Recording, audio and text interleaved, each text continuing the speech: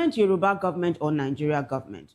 Well, that's an interesting question. But he's kind of alluding to nepotism, which so many other netizens are actually alluding to. More reactions? So this is Masterpiece, who says, may our country, Nigeria, continue to succeed under the leadership of our master strategist and Jagaban of Africa, President Bola Ahmed Tinubu.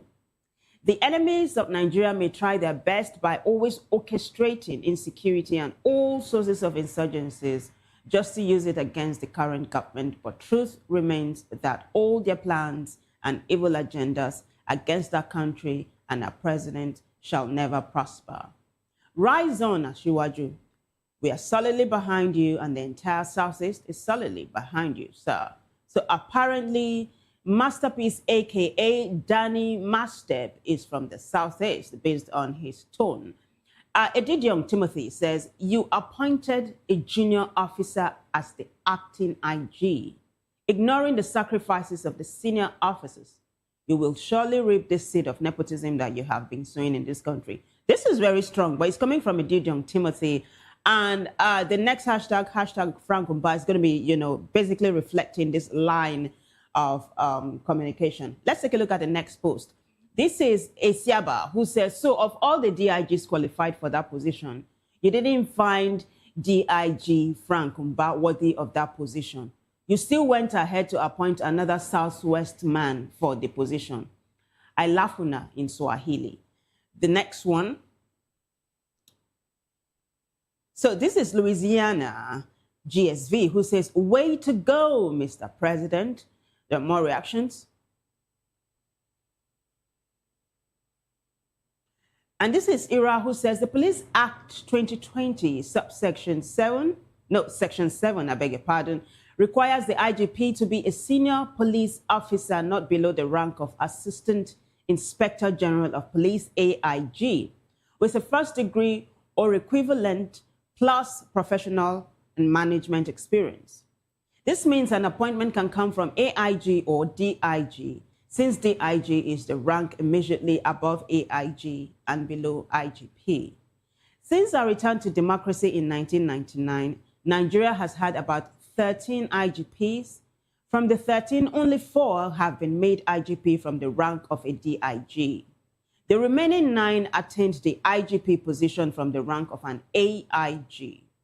During the Buhari regime, when a lot of queries became audible on how the DIGs were bypassed for the coveted position, the administration's minions replied by saying, quote, the issue of security is not one to be taken lightly, so Mr. President is permitted to choose and work with whomever he is comfortable with, end of quote. That's how it passed then. Let's take a look at the concluding part. Thank you. And then it goes on to say, the immediate past IGP was among the few chosen from the rank of the DIG. Remember, he was chosen by President Tinubu. Today, PBAT has decided to go down the ladder to make an AIG the IGP. That will be acting IGP now. I, for a second, thought the president's reason for his choice was born out of a desire to have his kinsman in that position. But looking at the list of the current DIGs in Nigeria, I saw that 2 out of the 7 were the president's kinsmen.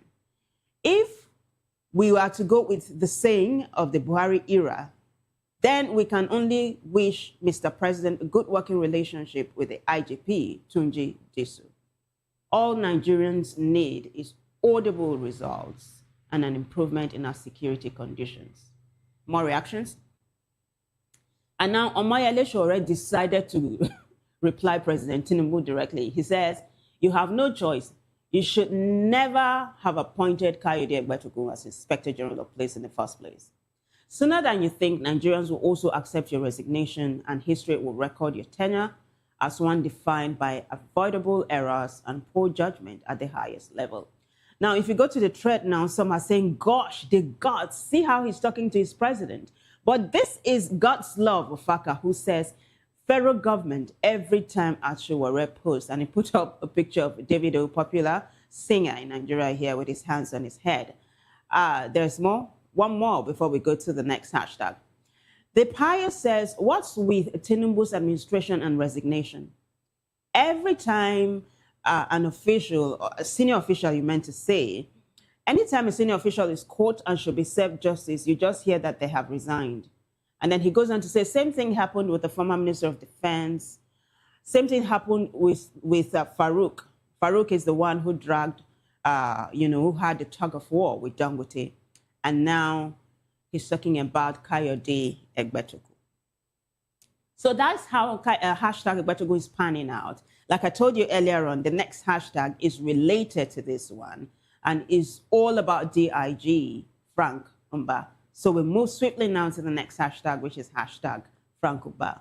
Many netizens are saying, why didn't you, they were talking to the president, why didn't you pick Frank Umba, who is very competent, as the acting IGP? Why, sir? Why is the question you're asking online. So I take you to the first post, and then you see how netizens really are venting over this particular matter. Hashtag Frank Umba. Let's take a look at the first one now. This is coming from BSN, who says, exposed, most senior, most qualified, most overlooked.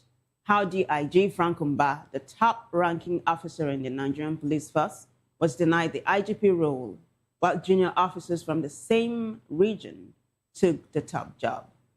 DIG Frank Umba, the most senior serving officer in the Nigerian police force, has been bypassed once again in the appointment of the Inspector General of Police, with AIG Tunji Disu elevated despite being junior in rank.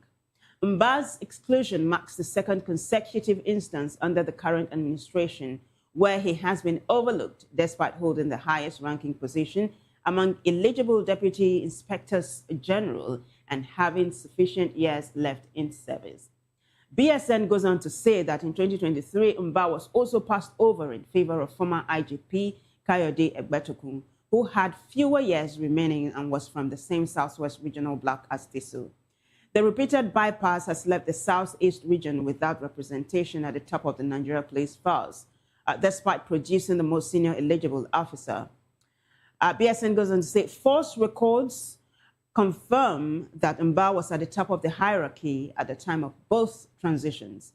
Yet appointments continue to favor officers from the same region, raising concerns about the observance of federal character principles.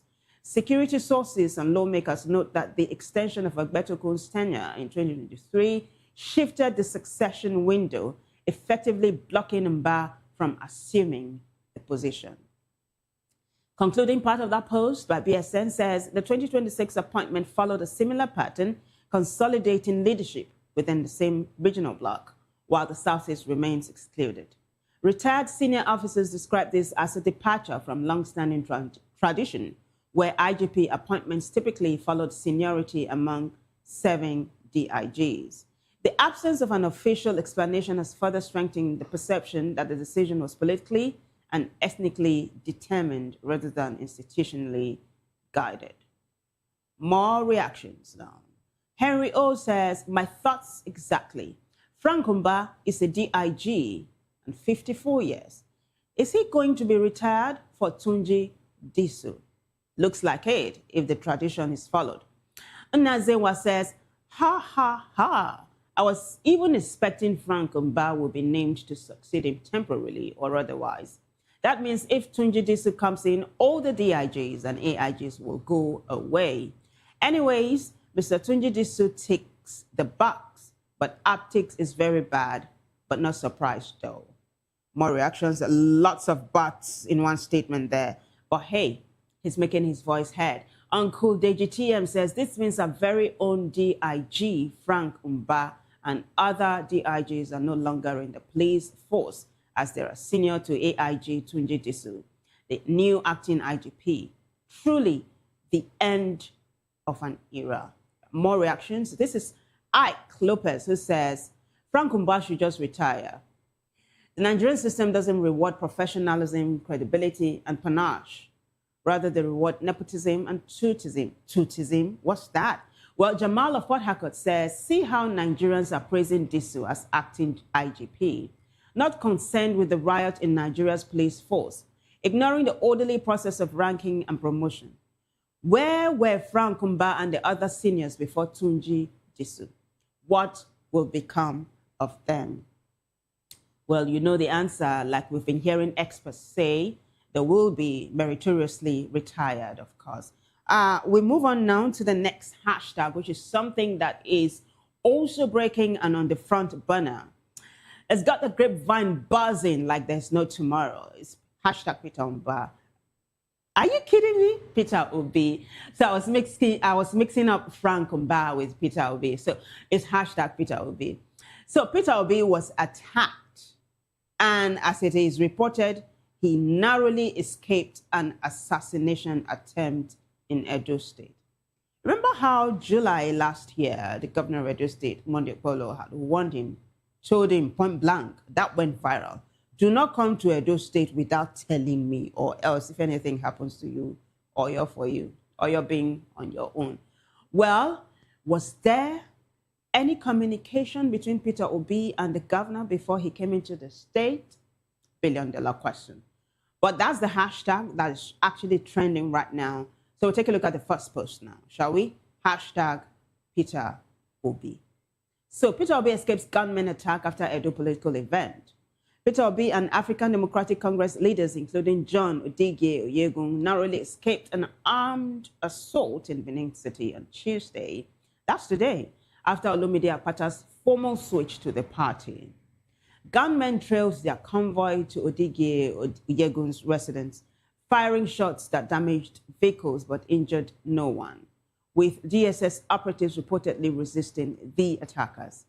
Obi condemned the violence as a sign of deepening political tensions, while supporters pointed fingers at APC-linked groups amid silence from Edo police and the governor's office.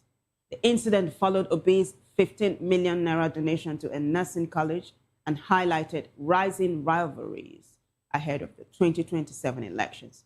So we are going to be taking a look at both events now. So Dr. Yunus Atanko says, breaking red alert in Benin, Edo State. Yunus Atanko being an ADC chieftain and the national coordinator of the Obedient Movement. He says PO, that would be Peter Obi, and the leadership of the ADC are under siege and attack in Benin, Edo State. At the formal declaration of Olumide Akpata into the African Democratic Congress, armed individuals followed us from the ADC secretariat to the residence of Chief Odige Oyegun. They shot at the gate and destroyed several vehicles in what appears to be a survived assassination attempt on our lives. Democracy is in danger. Now, we have another post by the Vanguard newspaper that says Obi Odige Oyegun escaped alleged assassination attempt in Edo. The next one. So this is Abia Daily. Abia Daily says opposition political thugs shoot at and attack presidential aspirant Mr. Peter Obi and his team in Edo State, Nigeria. They picked up this couple of videos from Esther Omo. Esther Omo is Peter Obi's official photographer. Take a listen to Peter Obi, guys.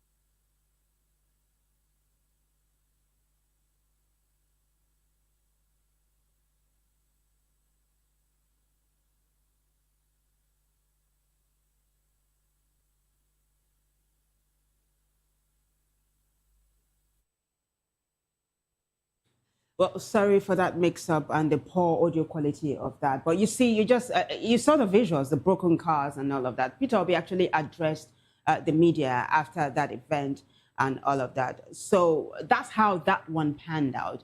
He's also trending for another reason because he donated a nursing school in Edo State and he visited a nursing school in Edo State and donated 15 million naira. So we'll take a look at the next post now. Like I said, Peter Obi is trending for two reasons. One, he escaped an assassination attempt, and then he made donations like he always does. We'll take a look at the next post now. Hashtag Peter Obi. Let's take a look at the next post.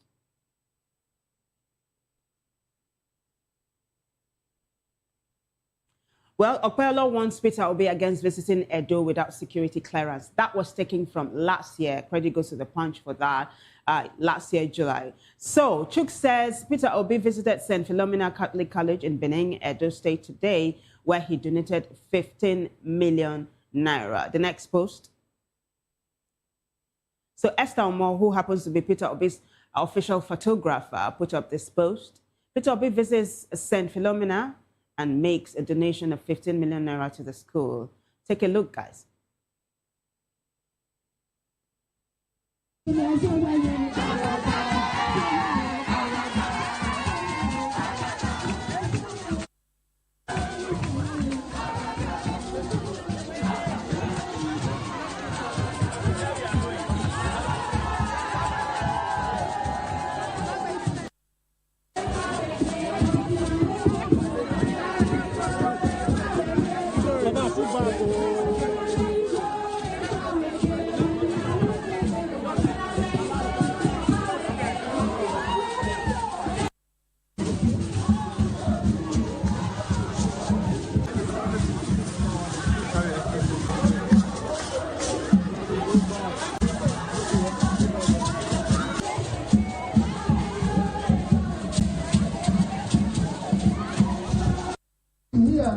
I saw you're needed all over the world.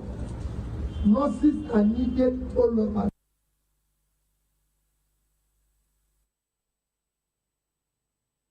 There you go. So netizens are reacting to his philanthropic spirit, and they're asking him to keep it up. Some are saying he is truly not politicking, but just being who he is. So let's take a look at the reactions now to him donating to the nursing school. This is Chukas, who says, "Nice one, sir, but I will suggest we channel this fund towards 2027 elections." The next one.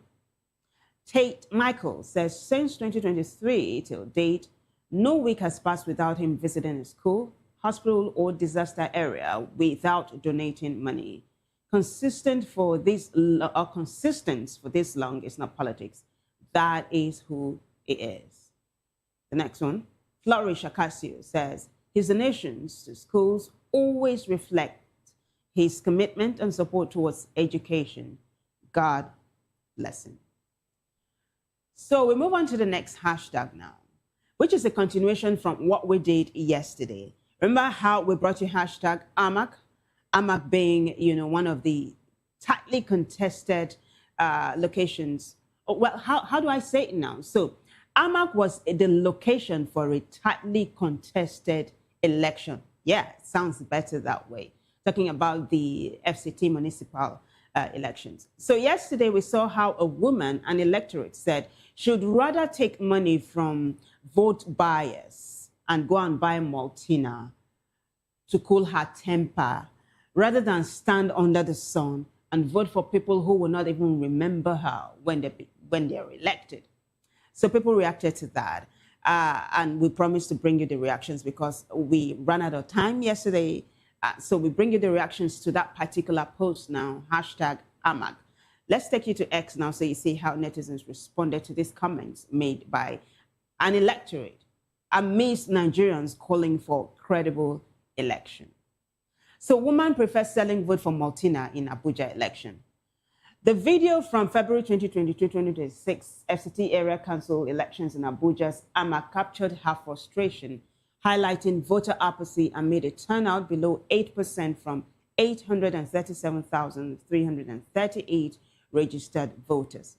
APC won 5 chairmanships, including AMAC's Christopher Mekanlagu with 40,295 votes, while PDP took 1, and EFCC arrested 20 for vote buying, recovering about 17 million naira. Reactions pointed to poverty, hunger, and politicians exploiting desperation. So netizens reacted to this one. Let's take a look at the reactions.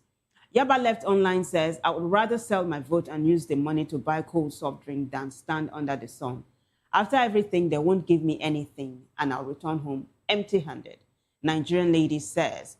Let's take a look at, take a look at the video. any improvements. What kind of improvements? Like they are not sharing anything, and I'm fasting. So I will not just come under the sun and stand, and then they are inside AC. And I'll come and vote just like that and go, and they will say they will do work. Which work are they doing? So you rather sell your conscience than to vote? It's better. That one I know myself. I can drink maybe Coke, Montina in the evening when I break my fasting, instead of the one that will come and stand in the sun. They will not give me anything, and I will still go back, nothing. And even if they win, do they know me? They don't know me. So it's better I sell my goods. Have you voted? Yes, I have. I have voted. Point blank, she said it's better I sell my votes. Oh my gosh. Anytime I hear her say that, something just rings in my head. We have reactions, a couple of them. Let's take a look at them.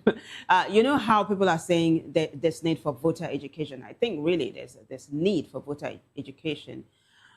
Technified says she's entitled to her opinion, but expressing it this way doesn't help make the nation better. In fact, it contributes to its decay.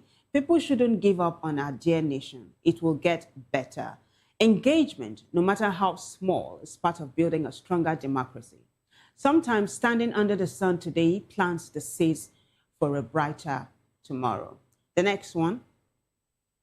So this is Musty Bidemi, or would that be Musti Bidemi, who says powerful first-hand perspective, but it risks being read as apathy without context, highlighting why voters feel disillusioned. The barriers to participation and systemic election issues would make this post both viral and deeply insightful. Vitalis 50 says, Omo, this woman no go kill me. Can you imagine? Yeah, can you imagine? But come to think of it, you remember how the DGO, yeah, the Director General, yeah, the DG of the WTO, Ngozi Okonjo-Iweala, had said some years ago that politicians have weaponized poverty in the nation. So is that what's actually playing out now? Senator Idris Haruna says, this your mindset is exactly why bad leadership keeps thriving. Selling your vote for a bottle of soft drink might feel like a quick win, but it costs far more in the long run. Poor roads, insecurity, high prices, and failed services. Standing under the sun for a few hours is nothing compared to living for years under leaders chosen through vote buying. Our votes are not commodities. They are our voice and our power. When we trade them, we weaken our own future. Change starts when citizens refuse to be bought. I think that wraps it up beautifully. Well, we have more. Bread Boss says, as in the soft drink that has never lied to her.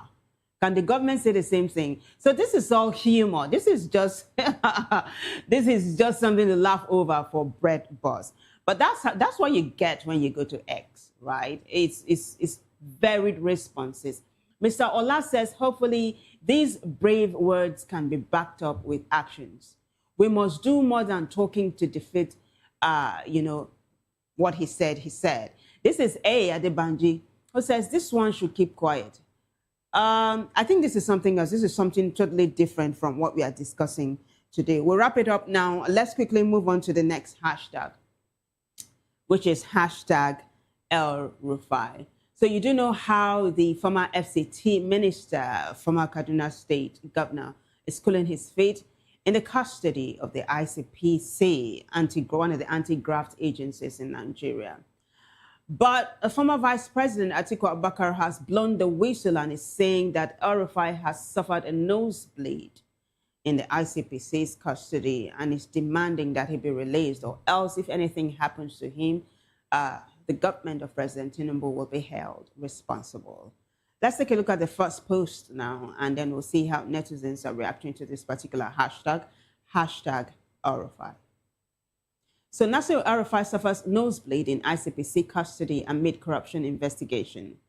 Former Kaduna State Governor Nasir El Rufai suffered an overnight nosebleed while detained by the Independent Corrupt Practices Commission, ICPC, following his transfer from EFCC custody. His aide reported that his wife was prevented from delivering a meal directly to him. Well, We heard that the ICPC, the DSS, really, not the ICPC, was going to arraign him. We're waiting for that to happen. So we bring you details. Now, this is the post Atiku Abubakar, former Vice President Atiku Abubakar, this is the post he put up. The health and welfare of El-Rufai is a matter of grave concern to his family, friends, and associates. The federal government owes Nigerians clarity. It must state clearly which agency is holding him, whether the Economic and Financial Crimes Commission, EFCC, the Independent Corrupt Practices Commission, ICPC, the State Security Service, SSS, or any other arm of the security establishment. Secrecy in matters of detention only fuels suspicion. Nigerians deserve transparency. Whichever agency is responsible has a constitutional duty to guarantee his safety, dignity, access to medical care, and access to his family and legal representatives. Let's take a look at the next page of Atiku Abubakar's post. Reports that he suffered a nosebleed while family members were allegedly denied access are deeply troubling and unacceptable in a democracy. If the authorities cannot guarantee his health and fundamental rights, the lawful and humane course of action is to grant him bail without delay. If anything happens to El-Rufai, this government will be held accountable. More troubling, however, is the growing perception of selective prosecution in which opposition figures are aggressively pursued while others are conspicuously shielded from investigation or interrogation. Anti-corruption must not become a political weapon. Goes on to say the continued detention of El-Rufai under unclear circumstances raises serious questions about motive. Anti-corruption cannot be credible when it appears partisan, coercive, or strategically timed. The next page. Then he says, justice must be transparent.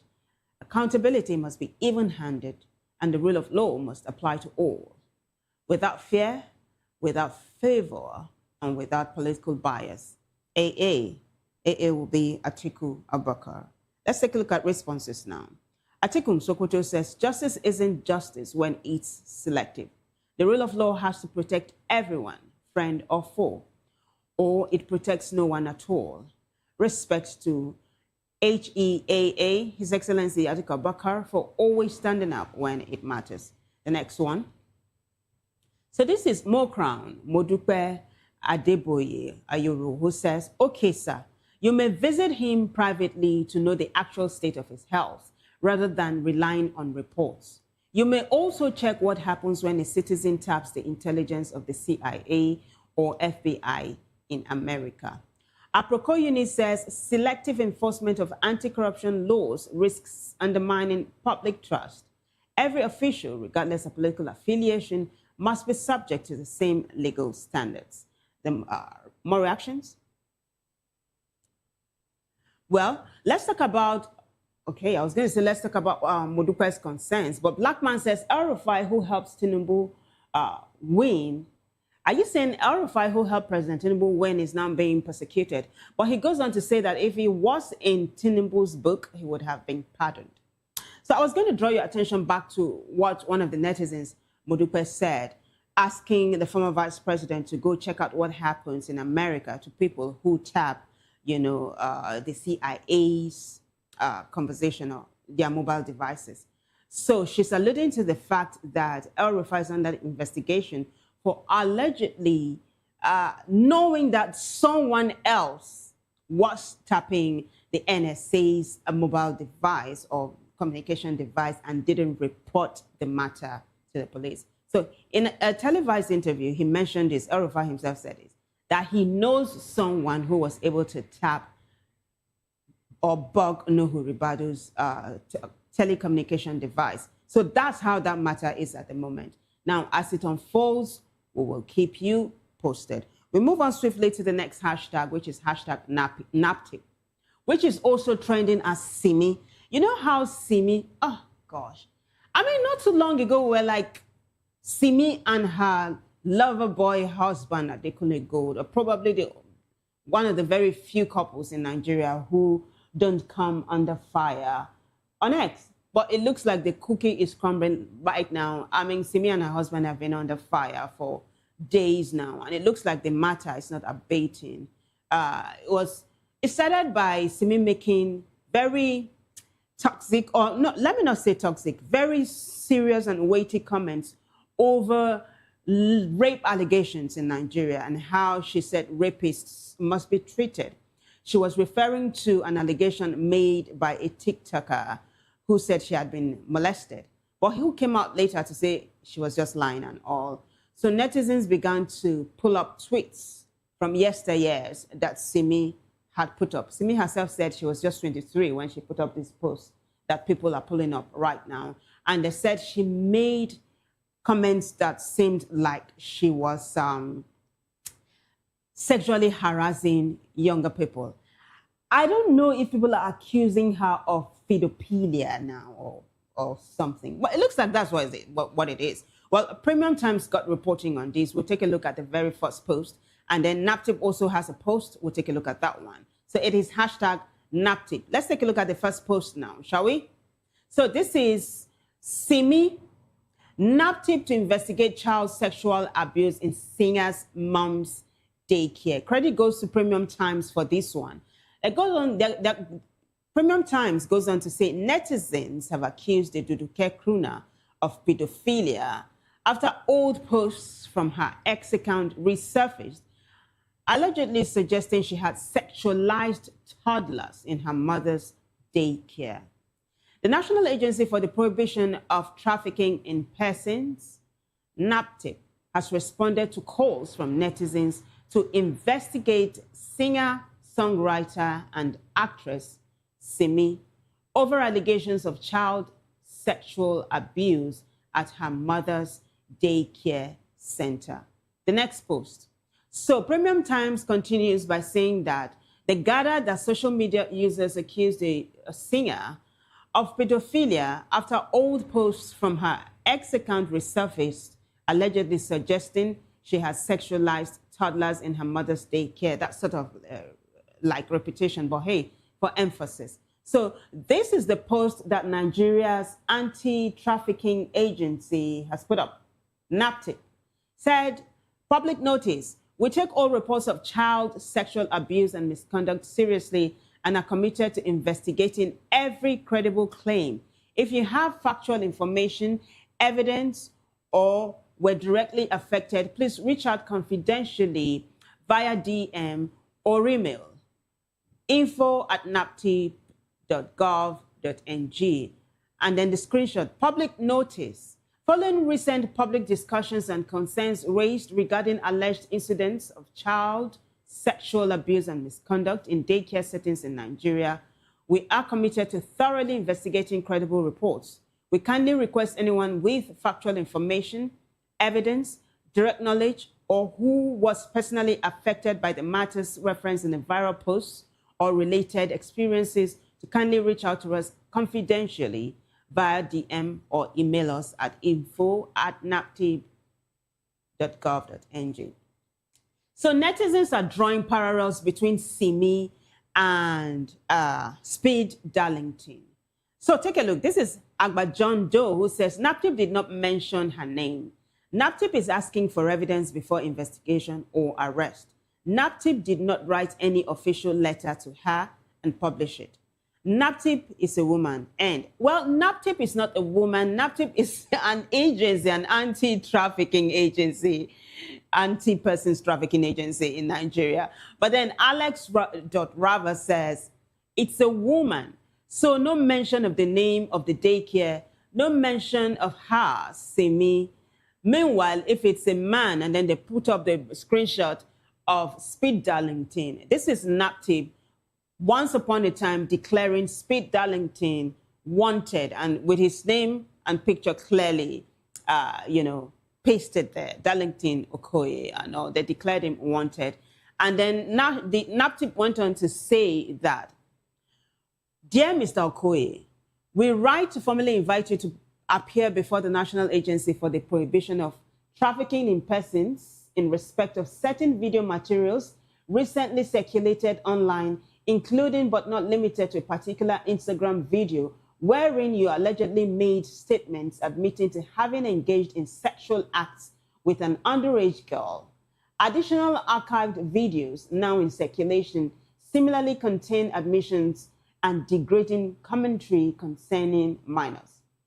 These actions, if substantiated, constitute offenses under the Trafficking in Persons Prohibition, Enforcement and Administration Act 2015, Cybercrime Prohibition, Prevention, etc. Act 2015. You are hereby invited to appear in person for an interview as regards the alleged actions on Friday, 30 May 2025. Recall, we are taking you down memory lane. This happened in 2025.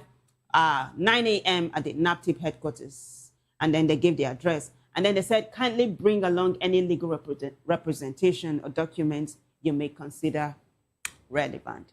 So why are netizens doing this? Is there really a similarity between Simi's case and Darlington Okoye's case? Well, let's probe further. Let's take a look at the next post so you understand the thing about Darlington. So NAPTIP declared Nigerian entertainer Darlington Okoye, popularly known as Speed Darlington, wanted in June 2025 due to serious allegations of rape, cyberbullying, and cyber stalking. Right? So that's it. That's basically the long and short of it. At the end of the day, Darlington ended up saying it was just for content, and he actually sued NAPTIP for declaring him wanted and all. So that's how this particular hashtag is panning out. We'll keep you posted as regards the matter. We'll quickly move on now to the next hashtag. For want of time, we're moving speedily. So the next hashtag is hashtag Chief Okoya. Chief Okoya is a billionaire industrialist, and he is also the Ààrẹ of Lagos. So he put up a post, actually he was interviewed, and the comments he made regarding his children and regarding his younger wife has got tongues wagging.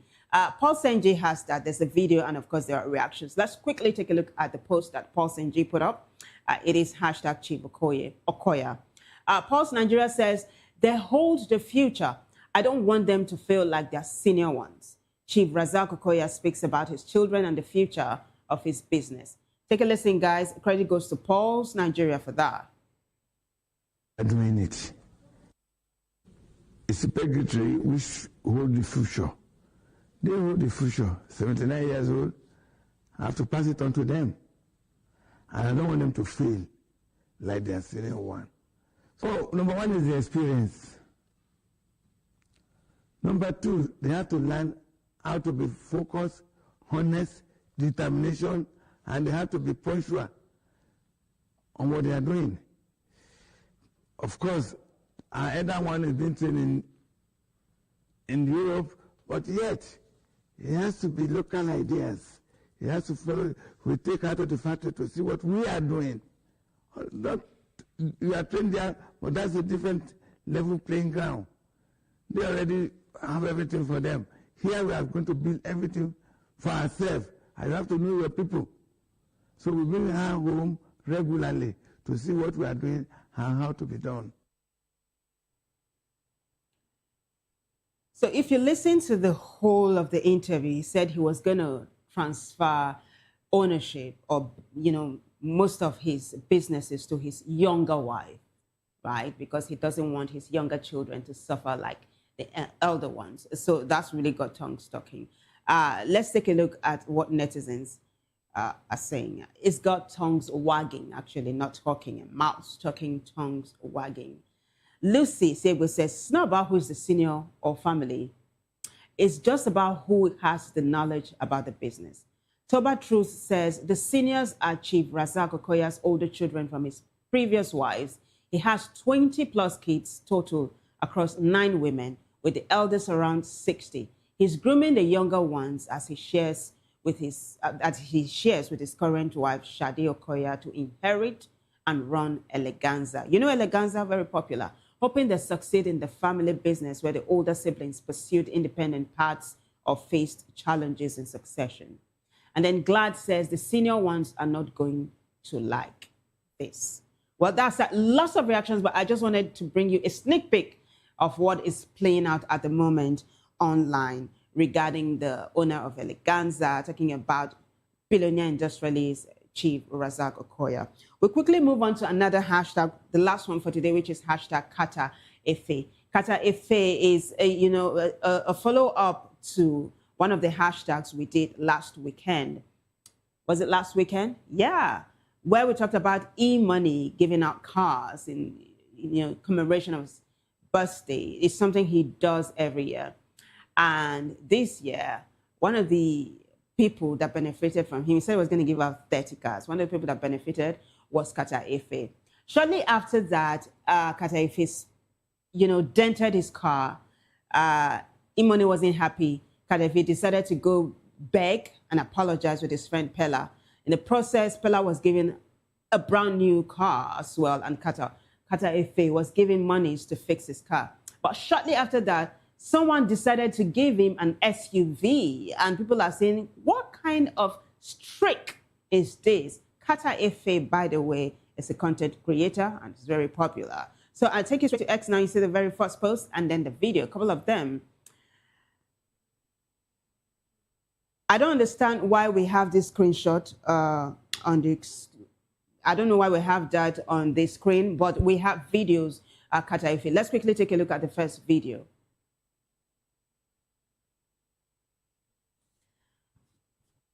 I appreciate what you do. Don't tell me I don't admire what you do from afar. So no matter of fact, I even like work with your brand. I like make it work. So you go drop your number with manager for me. Drive the cargo. He will give you receipts. Jesus Christ. Jesus Christ. I don't mad. Imagine we don't go bellefu. Imagine we don't go bellefu. Imagine we don't go bellefu. God. I want you, boss. Jesus.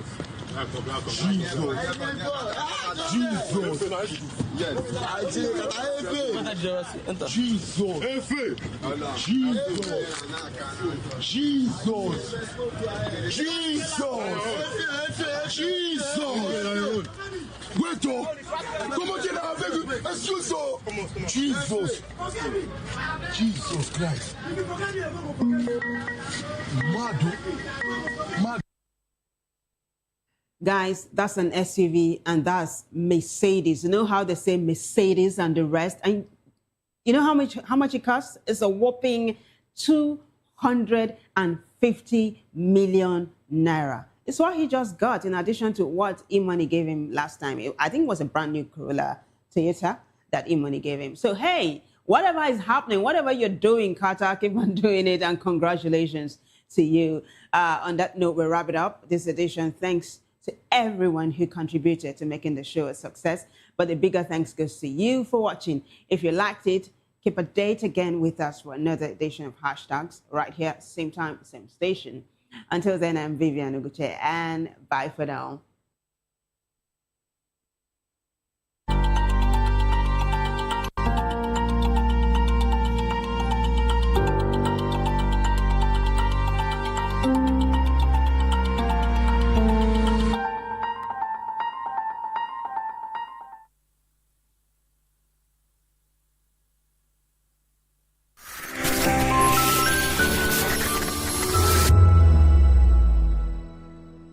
Welcome to the locker room, the home of football talk that matters. I am Jerry Arpillon. Join us every weekday, Monday to Friday at 5 p.m. Nigerian time, as we share the hot takes and hot debates in the exciting world of football.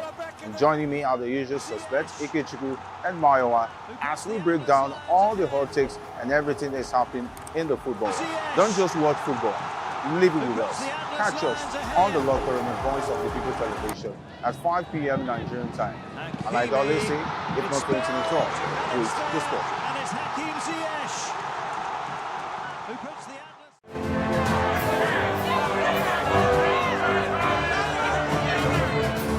Do you want your voice to be heard? Do you know that you matter in the scheme of things? The People's Voice, the show where ordinary citizens take center stage. as we discuss the biggest stories that affect you and I. With you in mind, we facilitate lively discussions, debates, and interviews on the topics that matter most to you and I, from social justice to economic empowerment, education to healthcare, governance, and more, tackling tough topics and amplifying your voice. Join the conversation and make your voice count.